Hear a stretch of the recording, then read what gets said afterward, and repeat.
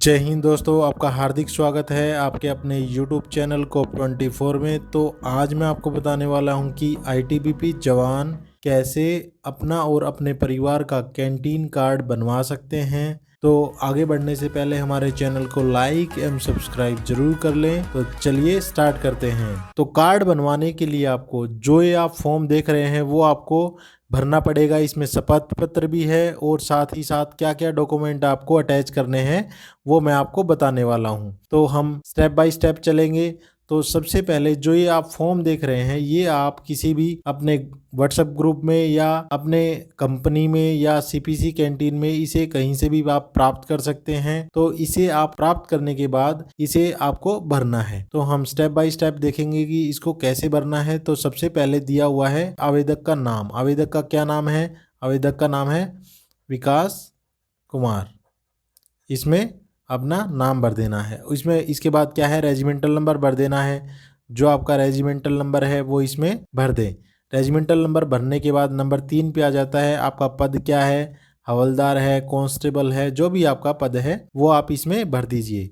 अब नंबर 4 पे आ जाता है आपकी यूनिट क्या है। जो आपकी यूनिट है 23 है, 24 है, जो भी आपकी यूनिट है वो आप इसमें भर दीजिए। और नंबर 5 पे आ जाता है कि आप एम्प्लॉय हैं या रिटायर हो चुके हैं। तो इसलिए अगर आप एम्प्लॉय हैं तो इसमें सेवारत भरिए।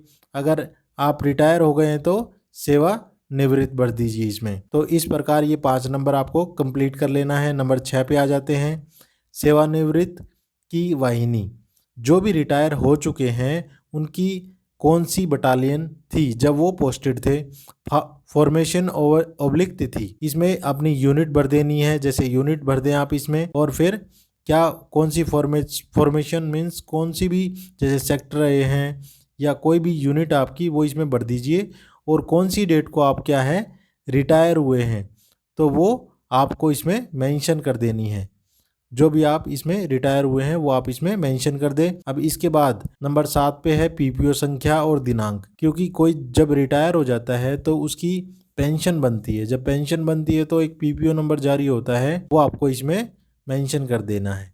ठीक है, इसमें क्या आ जाएगा, PPO नंबर आ जाएगा और डेट आ जाएगी। इसके बाद 8 नंबर पे है सेवानिवृत्त पहचान पत्र संख्या। जो रिटायर हो चुके हैं उनको एक पहचान पत्र मिलता है, उसमें आपको ये संख्या भर देनी है। जो भी है वो आप इसमें भर दीजिए। ये रिटायरमेंट से रिलेटेड है। आप देखेंगे मोस्टली 6, 7 और 8 ये रिटायरमेंट जो कर्मी हो चुके हैं उनसे रिलेटेड हैं। अगर कोई सेवारत है तो वो इसे न भरे, इसे डैश छोड़ दे। अब नंबर 9 पे आ जाते हैं स्थायी पता क्या है, परमानेंट एड्रेस क्या है। अब लोगों का क्या होता है, परमानेंट और वर्तमान एड्रेस ये अलग अलग होता है। क्योंकि स्थायी एड्रेस में जो इंडिविजुअल का स्थायी निवास जहाँ पे वो रहता है, ठीक है, वो स्थायी निवास में आ जाएगा। जैसे वो किसी भी डिस्ट्रिक्ट का है, आप ले लीजिए मुरादाबाद।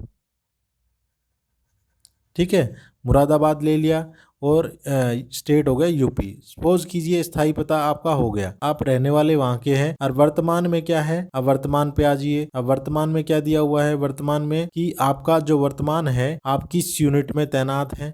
जैसे 23 बटालियन में तैनात हैं। ठीक है, किसी भी बटालियन में हो सकते हैं, किसी भी सेक्टर में हो सकते हैं, किसी भी फ्रंटियर में हो सकते हैं। तो वो आपका एड्रेस वर्तमान वाला इसमें आ जाएगा। ठीक है, तो इस प्रकार जो आपका स्थायी और परमानेंट एड्रेस भरने के बाद हम नेक्स्ट पे चलते हैं। अब ये है क्या, दूसरे कार्ड सब्सिडायरी कार्ड, मतलब जो आपका फैमिली मेंबर है उसमें से किसी एक का बनेगा और वो उसी का बनेगा जो आश्रित होगा। क्योंकि HRMS डाटा में भी आपका उनका डिटेल होंगी। अगर डिटेल नहीं है तो वो नहीं बनेगा। अगर हम जैसे अब दूसरा कार्ड है, एक कार्ड के लिए हमने अप्लाई कर दिया है, ये है अपने परिवार के लिए। किसके लिए? फैमिली के लिए। तो फैमिली के लिए जो आप ध्यान रखें जो फॉर्म 3 में है आप उसी के लिए ही, उसी का नाम ही प्रेफर करें, उसको अप्लाई करें। यदि आप बनवाना चाहते हैं दूसरे कार्ड का तो उसमें विवरण देना पड़ेगा हमें, कार्ड धारक का नाम। जैसे कार्ड धारक का नाम क्या, सपोज कीजिए आपने कोई भी नाम है सोनू, आपके बेटे का नाम है सोनू, तो उसमें नाम दे दीजिए। अब सरकारी कर्मचारी के साथ रिलेशन क्या है, संबंध क्या है, जैसे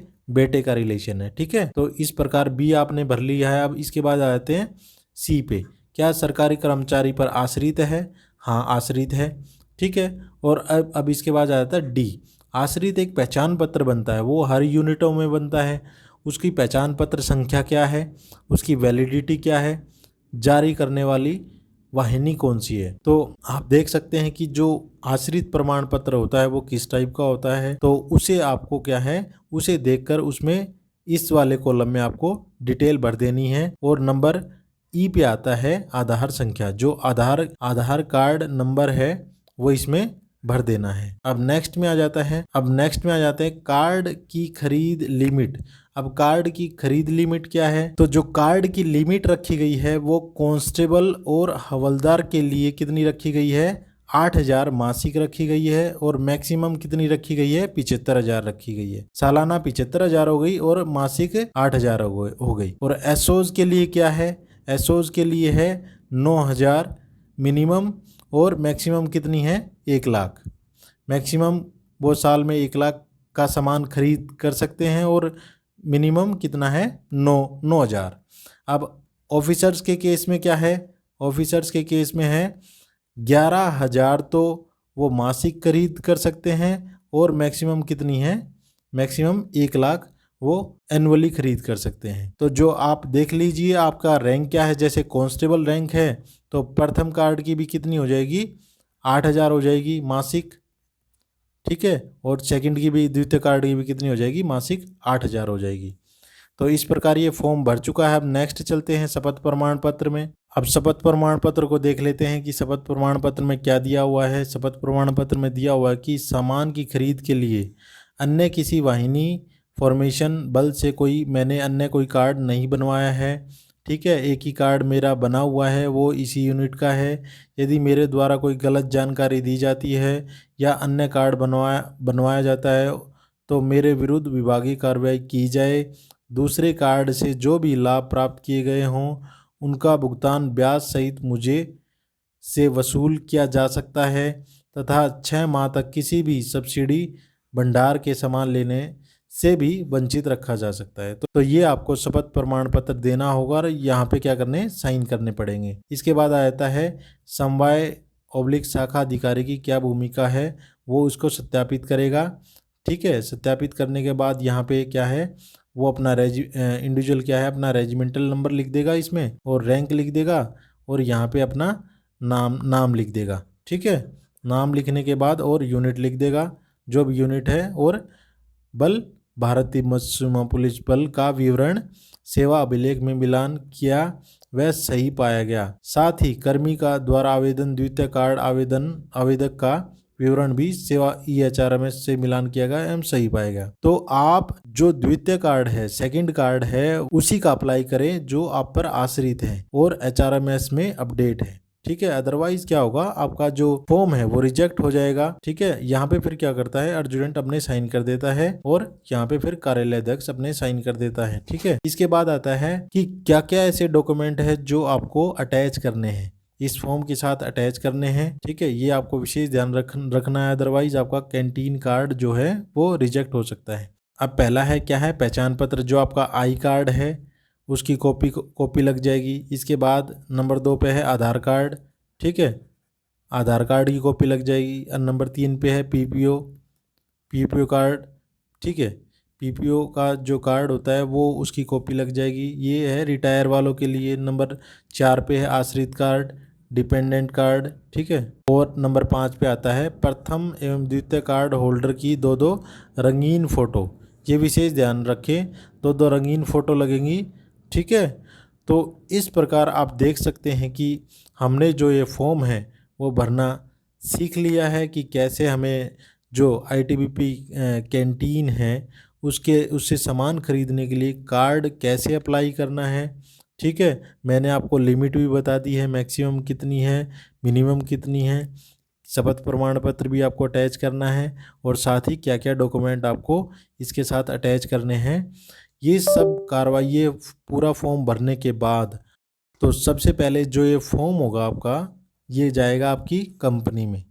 जब आप इसे भर देंगे तो ये जाएगा कंपनी में। कंपनी से वेरीफाई होने के बाद ये जाएगा कहाँ पे, कैंटीन में, ठीक है। कैंटीन में जाएगा। कैंटीन में जाने के बाद जो कैंटीन चेयरमैन होगा वो क्या करेगा, एक फॉर्मेट तैयार किया गया है जो आप इसे देख सकते हैं। इसी फॉर्मेट में आपका क्या है, कैंटीन कार्ड बनने वाला है। अब इसमें क्या होता है, फिर आपका जो डिटेल होती हैं कि आपने मासिक कितना किया और एनुअली कितना कर रहे हैं, वो खर्च डिटेल जो है वो इस जो आपका कार्ड होगा, ये बुकलेट होगी, इसमें आपका डिटेल लिखा जाएगा। ठीक है, ताकि आप अधिक इसमें परचेज ना कर सकें। ठीक है, तो फिर जैसे ही वो आपका कैंटीन के पास चला जाएगा, फिर चेयरमैन क्या करवाएगा इसमें, कैंटीन चेयरमैन उसके साइन हो जाएंगे। साइन होने के बाद इस फॉर्म पे फिर आपको आपका एक कार्ड बन जाएगा, ये बुकलेट बन जाएगी। और जब आप सामान खरीदने जाएंगे तो इस पे क्या होगा, जब आप सामान खरीदने जाएंगे तो आपकी क्या होगी, इसमें एंट्री होगी कि आपने कितने रुपए का सामान खरीदा, क्या वो लिमिट से ज़्यादा तो नहीं है। तो इस प्रकार आपका कैंटीन कार्ड बनेगा। सही प्रोसीजर मैंने आपको बता दिया है कि इस प्रकार आपको बनवाना है। तो जल्द ये कार्ड बनने स्टार्ट होने वाले हैं, तो अप्लाई करने के लिए तैयार रहें। ठीक है, तो आगे जो और नियम कानून है इससे जुड़े जो भी हैं, जो बच गए हैं, उसके बारे में मैं अलग से वीडियो में आपको बताऊंगा। तो बहुत बहुत धन्यवाद ये वीडियो देखने के लिए। जय हिंद, जय भारत।